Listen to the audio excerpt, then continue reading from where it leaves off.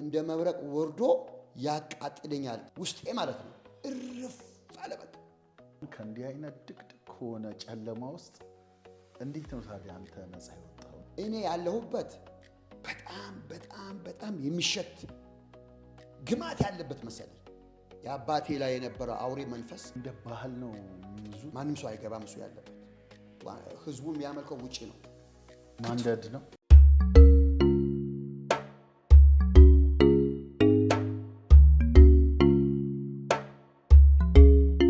ሶስተኛ ቦዠም ይባላል። ቦዠም የሚባለው አሁንም የሀገሩ ህዝብ በተወሰነ ወር ላይ በወር አንዴ ነው የሚመለከው። በአማርኛ መብረቅ ይባላል። በአማርኛ ቦዠ ማለት በአማርኛ መብረቅ። አሁን ለምሳሌ የሆነ ዝናብ በሚዘንብ የሚጮህ የአየር ግጭ እንዳል መብረቅ የለም። እዛ በቃ እንደዛ ያን ቦዠ ካልተመለከ ቦዠ ሰዎች ሄደው ቦዠ በሚመለክ ሰዓት ካላመለኩ መብረቅ እንደ መብረቅ ወርዶ ያቃጥለኛል ተብሎ ይፈራል። ስለዚህ የሀገሬ ትውልድ ሁሉ ወጥቶ ያመልከዋል በአመት አንዴ። ከዛ ስንሄድ ረጅም እንጨት ይዘን እንሄዳለን። እንጨቱ ለየት ይላል፣ ማንኛውም እንጨት አይደለም። እሱ ይዘን ሄደን ነው በሚመለክበት ቦታ ወርውረን የምናመልከው።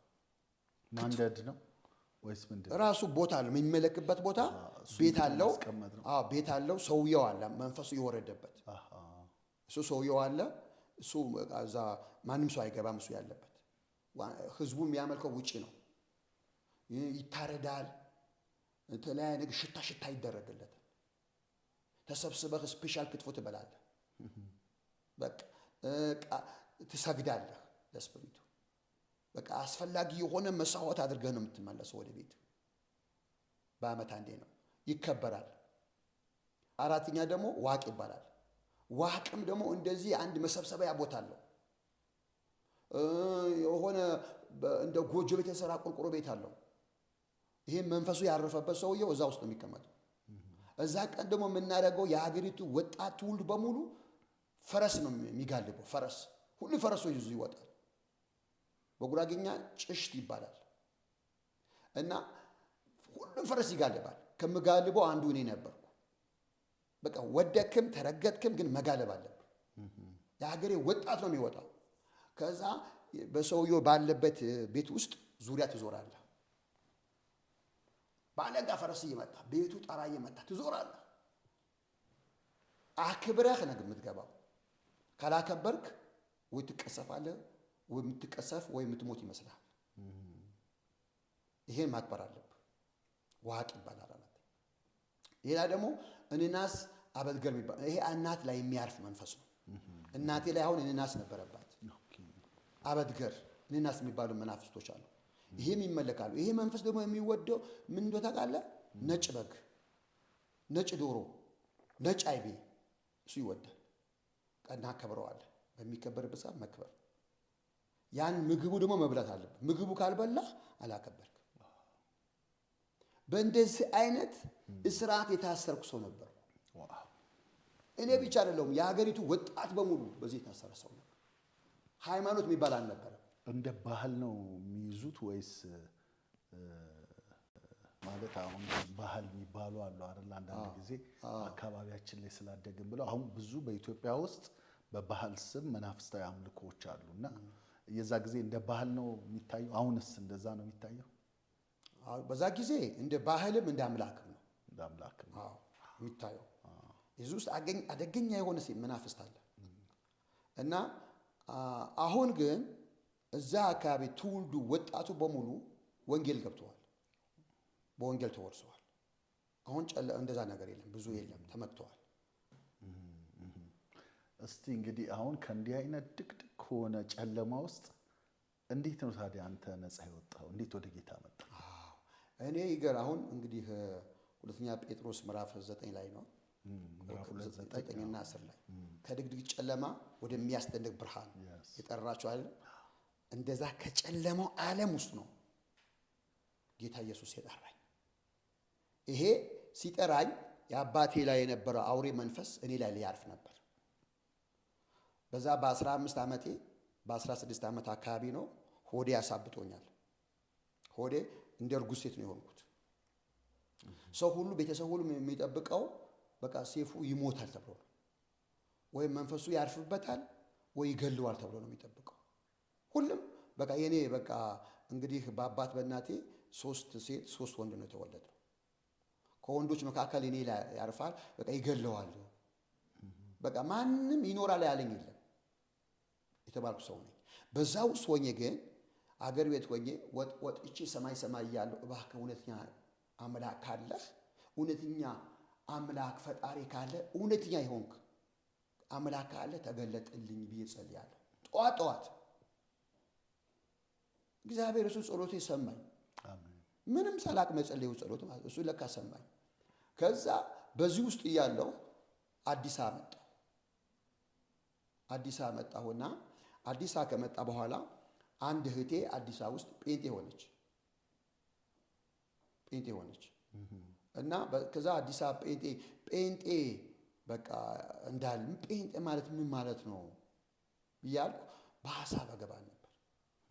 ከዛ አዲስ አበባ ከገጠር አዲስ አበባ መጥቼ እንደዛ ሆኜ ስራ እሰራለሁ፣ እማራለሁ፣ እሰራለሁ እና አንድ ቀን እህቴ ጋር ሄድኩኝ። የኔ ታላቅ እህቴ ናት። እህቴ ጋር ስንሄድ መዝሙር ሰማሁ። መዝሙሩ የታምራት 4 ቁጥር የድል ዘንባባ የሚል እኔ ዘፈን ነው የማውቀው። ከዛ በፊት መዝሙር የሚባል አላውቅም። ከዘፈን ጋር አለቅሳለሁ፣ ከነ ኬኔዲ ዘፈን ጋር፣ ከነ አስቴር፣ ከነ ኩኩ፣ ከነ ማህሙድ ጉራግኛ ጋር በቃ አለቅስልሃለሁ። ዘፈን ያስለቅሰኛል፣ እግዚአብሔር ይገስጸው። ከዛ ይህ መዝሙር ስሰማ የድል ዘንባባ የሚል መዝሙር ስሰማ ይሄ የሚቅበዘበዝ ውስጤ ማለት ነው እርፍ አለ። በቃ ውስጤ በአንዴ ሰላም ወረረኝ፣ አይቼው የማላቀው ሰላም። ኧረ ከዛ እህቴ ይሄ ምን አይነት ዘፈን ነው እንዴት ውስጥ ያሳርፋል አልኳት። ይሄ እኮ ዘፈን አይደለም መዝሙር ነው፣ የተሻለ ቦታ ወስዳለሁ አለች። የተሻለ ቦታ የት? በጣም ደስ የሚል ቦታ ወስዳለሁ አለች። ኧረ ውሰጂኝ እንደዚህ። ያው ከዛ በኋላ የት ይዛኝ ትሄዳለች? እሑድ ቀን ኮልፌ መካነ ኢየሱስ፣ በደርግ ዘመን እኮ ኮልፌ መካነ ኢየሱስ ስትወስደኝ ኮልፌ መካነ ኢየሱስ ስገባ ቸርች ውስጥ ስገባ እኔ ያለሁበት በጣም የሚሸት ግማት ያለበት መሰለኝ። እዚህ ጋር ሰላም፣ ደስታ ተሰማኝ። ምንድን ነው አልኩኝ። ትንሽ ስቆይ ዘማሪያን ኳይሮች መጡ። ይሄ ልብስ የለበሱ ያማረ ልብስ የለበሱ ልክ ሲቆሙ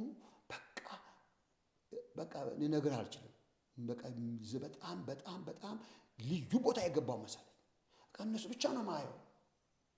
ከዛ ቆሞ ሲዘምሩ ማተው በቃ እግዚአብሔር በዚህ ስፍራ አለ አልኩኝ።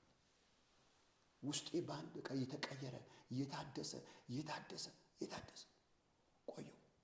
ሰውቴ በሙሉ አልቦኛል ከደስታ የተነሳ። ከዛ አሁን ትንሽ ስቆይ ሰባኪው መጣ። ሰባኪው ሲሰብክ ደግሞ የኔ ህይወት ነው የሚሰብከው።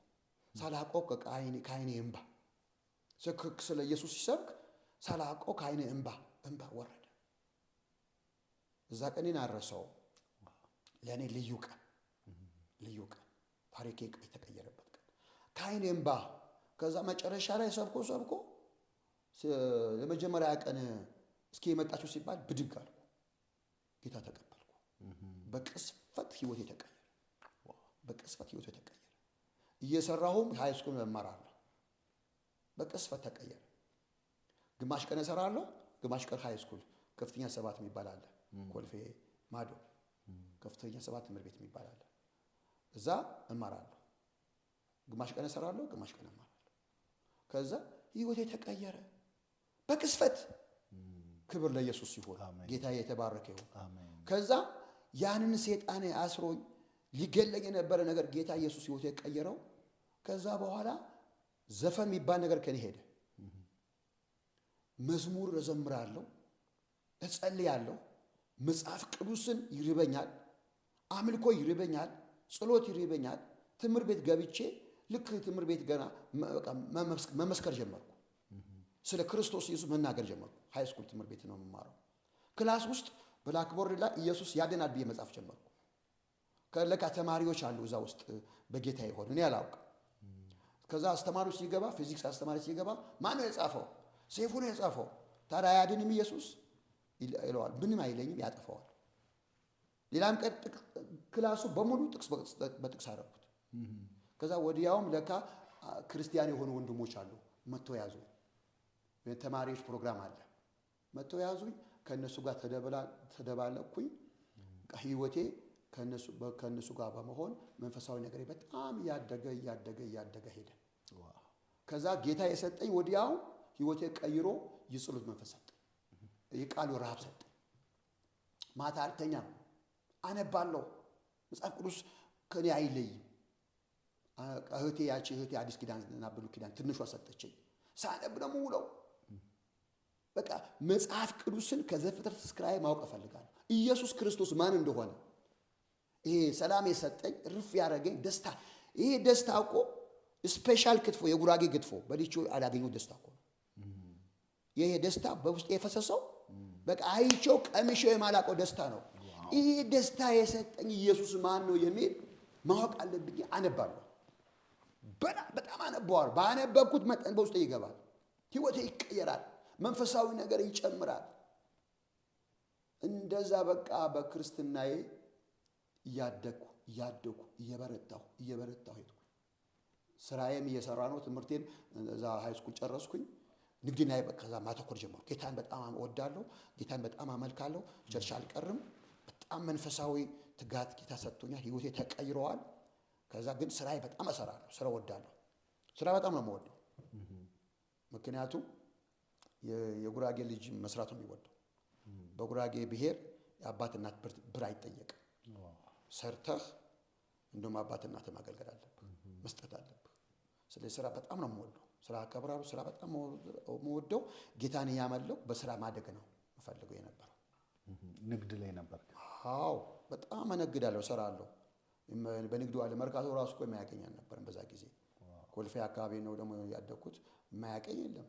በጣም ትጉ ሰራተኛ የነበርኩ፣ በጣም ትጉ ሰራተኛ እና በንግድ ዓለም ያለው ራሱ በቃ እኔ በንግድ ማደግ አድጌ ሚሽነሪ እልካለሁ፣ ቤተክርስቲያን እረዳለሁ የሚል ሀሳብ ነበር። በገንዘብ ልታገለግል? በገንዘብ ላገለግል